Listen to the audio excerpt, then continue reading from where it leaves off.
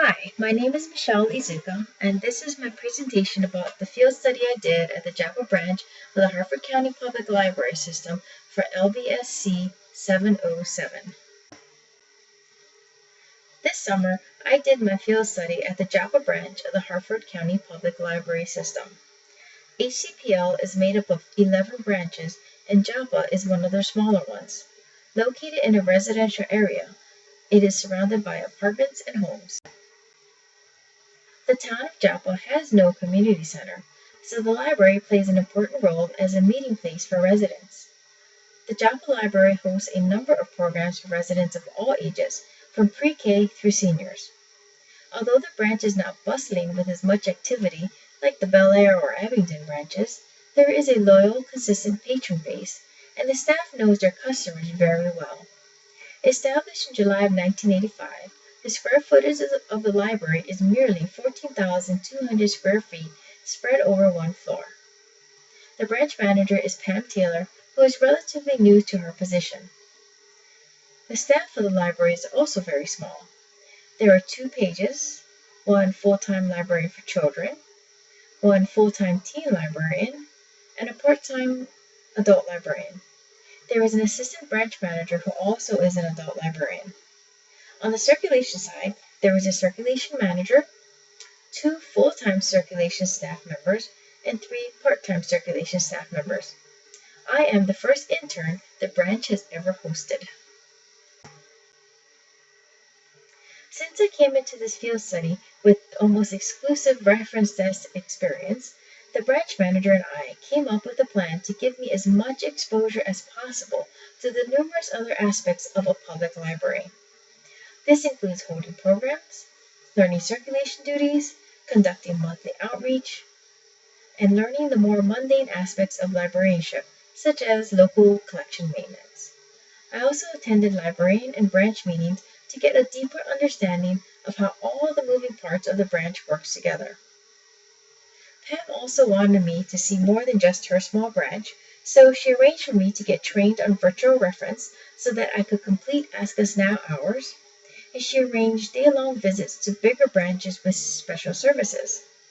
I got an exhaustive tour of the main Bel Air branch, where I also spent time with the interlibrary loan staff and the Silver Reader staff.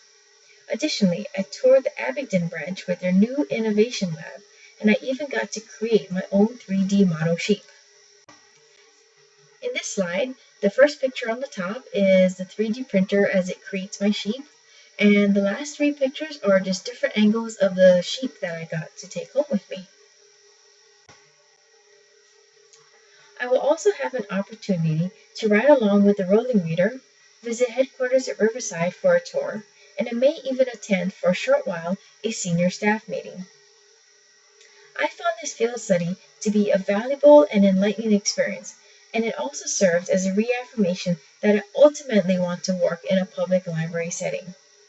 I have worked in academia, but not in an academic library, for so long that interacting with the public is a nice change.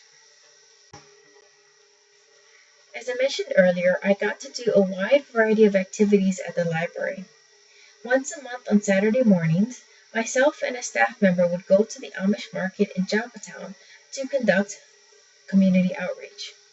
Our branch manager had secured a free booth, so we set out with the goals of attracting new users to the branch, conducting on-the-spot reference interviews if needed, signing up new patrons for library cards, and getting more kids to sign up for the summer reading program. As incentives to attract people to our booth, we gave away free books and movies, had arts and crafts for kids to work on, and even had a carpet with miniature toy cars for play. The goals of providing reference and signing people up for library cards and the summer reading program were not attained, partly because the cellular-enabled iPad was not readily available for use by our branch from headquarters. However, we did manage to entice, on average, over 30 people every time to browse and take our free books, provide information about where we were located and what programs we had coming up, and we even had them sign up for a free raffle to win a book bag full of prizes. With my internship coming to an end, it is not clear whether this outreach effort will continue. There will be manpower issues, since an additional staff member will be needed to man the booth, and despite encouragement from headquarters for more outreach events, the financial support was just not available. Our booth was sparsely decorated, and everything in it came directly from the branch. According to one of the librarians I worked the market with, when they asked for a large banner and extra posters to make the booth eye-catching, they were turned down. The inability to reliably obtain that cellular-enabled iPad from headquarters is yet another example of the lack of material support for the branch's outreach efforts. During my time at the Joppa Library, I participated in a lot of programs, from children's story times, Science Day, the annual summer fair, the summer reading program, and teen programs like the graphic novel art program and Teen Time. And this includes a monthly teen lock-in program where the teens are given free run of the library for 3 hours after the library has closed on a Friday evening. Parents have expressed much gratitude for this teen lock-in program because it gives them 3 hours of free time, allowing them to do something without their teen, like catch an early movie together. I also did a fair share of adult programs, of which there are fewer. I learned the beginnings of how to knit with the knitting club and led discussions for the 2 monthly book clubs. I was also responsible for setting up 2 displays for the month of July. One was to commemorate the 25th anniversary of the passage of the American with Disabilities Act, and the other was to highlight a summer activity, cooking out with cold drinks. This first slide shows a couple of views of my ADA display. And this slide shows a couple of views of the cocktails and cookouts display. While I merely have anecdotal evidence, it seems that the books, audiobooks, CDs, and DVDs that I put on display, even though they were older, did get circulated. I had a resupply stack of materials for each display, and when it came time for a new set of displays, my overflow stack had disappeared, leaving a few holes in each display. For August, I designed and set up one of the 2 displays in the library. The theme of this one is Dog Days of Summer, since we are now usually in the hottest time of the year. I have gained valuable insight into the world of public librarianship. For one thing, I derived much satisfaction in being able to help people in a variety of ways, as well as interacting with patrons of all ages in fun ways. However, the difficulties of public librarianship, especially as it relates to budget constraints, were highlighted in this field study. Whether it was a lack of supplies for our outreach effort or extended discussions at meetings of how to pay for programs, supplies, and items needed for branch improvement, the budget was nearly always front and center in decisions being made. I also learned much from attending branch and librarian meetings where requests from the top were filtered down to the branch level, and the staff was left to figure out how to satisfy the requirements. I also learned how even though the staff may come up with great ideas for the library, it always needs to get approval from higher up the administrative chain. So without upper-level support, big ideas, no matter how good or bad, don't go anywhere. I also clearly saw how important customer service is at HCPL.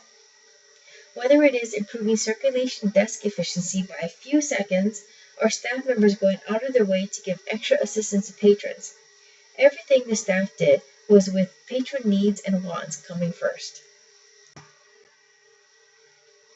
Perhaps because the Joppa Library is small and serves a small community, I witnessed not only much staff cohesion, but also a level of intimacy between the staff and patrons. The staff knows their customers by name and even knows about personal family problems. Patrons will come by the library just to chat with the staff. Thus, the library serves as more than just an information resource, but also as a meeting place for the community. Some of the programs, especially the ones geared towards adults, were not always book-centric, but focused on a social activity. For example, there's a knitting club and the genealogy club, and there are family board game nights. Parents whose children who are regular users also depend heavily on the library. Whether it is letting their children volunteer for hours each week or just dropping them off for activities, the parents could rely on the staff knowing their children and keeping an eye on them while at the library. also noticed that the information for the library is not limited to books and other physical materials. Many patrons come in regularly to use the computers, printers, scanners, and free Wi-Fi, whether it was for school, work, or play. I thoroughly enjoyed this field study and gained much from this experience. I feel lucky that I had a great branch manager as a supervisor, and the whole staff was incredibly welcoming and helpful, answering any question I had. This internship turned out to be much better than I hoped for.